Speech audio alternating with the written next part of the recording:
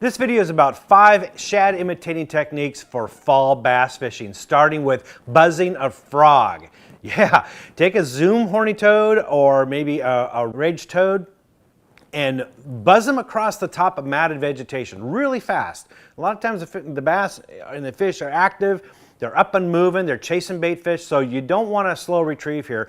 Just buzz it right across the top of this matted vegetation or along the outside edge of the vegetation. It depends, again, depends day to day. The bass are moving around a lot, the forage is moving around a lot, so sometimes they'll be back up underneath the weeds and other times they'll be roaming on the outside edges. So you have to try it out each day. It's a different pattern each day, but the key thing is a fast retrieve. So get a keel weighted hook if you have to, that way the frog will go straight. It doesn't flip over. Toads are better, I think, in this regard because they can move in a straight line. So, buzzing a toad. Next one is bringing back a Zara spook or a walking bait at a very quick pace.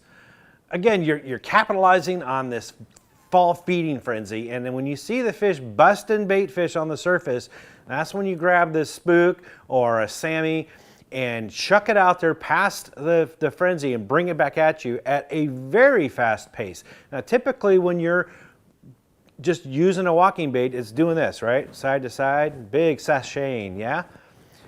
Not this time of year. Here you're just popping it and reeling it so fast, it's almost like doing this. I mean, it's crazy. It's nuts how much it's just barely moving and coming back at you very, very quickly. So that fast action often triggers a bite. The next one is a lipless crankbait. Again, bringing it back very quickly. Wamiko shad works really well. There's some Spro. I like using that and fishing that 1 to 5 foot range. Because they sink, you can let it fall and then bounce it along rocks, which can trigger a lot of bites. And you use your shad colors, your chrome with blue, your shad patterns, those type of things work really well in that color. If you notice the bait fish is a smaller size, then instead of using the normal ½ ounce, you might want to downsize to a ¼ ounce. The next technique is swibbing a jig. Yeah, it can be very productive. This is one of my favorite ones to do during the fall. Throw out there, throw a swim jig, and you just want to keep it like really shallow, less than 3 feet deep, and bring it back at a steady speed while shaking the rod tip and get that action in there. It's almost like a bladed jig action, but without the blade. A white 3/8 ounce jig with a boot tail type trailer or a shad imitation type trailer works really, really well. Throw those around docks, floating boats work really well, over the cross of road beds, and even in and around weeds.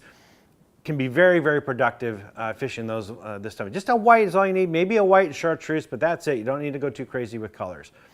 The other one is buzzing. I wouldn't even call it buzzing, but it's bulging or waking a spinnerbait, bringing it back very quickly. Now typically guys will fish a 3/8 ounce spinnerbait with a double willow leaf that works really well throughout the year, but in the fall you got to heavy up a bit, and I'll tell you why. You want to use a ½ ounce spinnerbait, double willow leaf, white spinnerbait, silver blades, and what you're going to do is when you throw it out there, bring it back very, very quick. You want it to get right up on the surface. You don't want it to break the surface, but bulge under the surface. Just cause this bulge and bring it back rapidly, as quick as you can. And a lot of times that elicits a strike because it imitates a fleeing bait fish. Those blades got that bait fish silhouette, shape to it, and the white color. Maybe you have a little bit of chartreuse in there. That's all you need. Small trailer in the back, and you're good to go. However, sometimes even a ½ ounce doesn't really work. You start to get that bait to lay over. That's why you want to move up to a ½ ounce instead of using a 3/8 ounces. The bait will lay over when you're bringing it back that quick. ½ ounce won't lay over as much. But I like to go to a 3/4 ounce spinnerbait, and sometimes I'll even go to Indiana blades.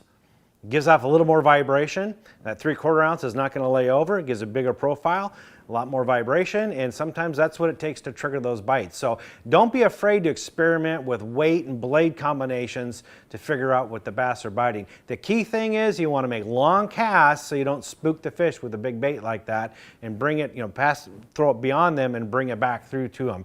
Matter of fact, with all those baits, that's kind of the deal. But if you notice, they're all real fast moving. So I hope that helps. For more tips and tricks like this, visit bassresource.com.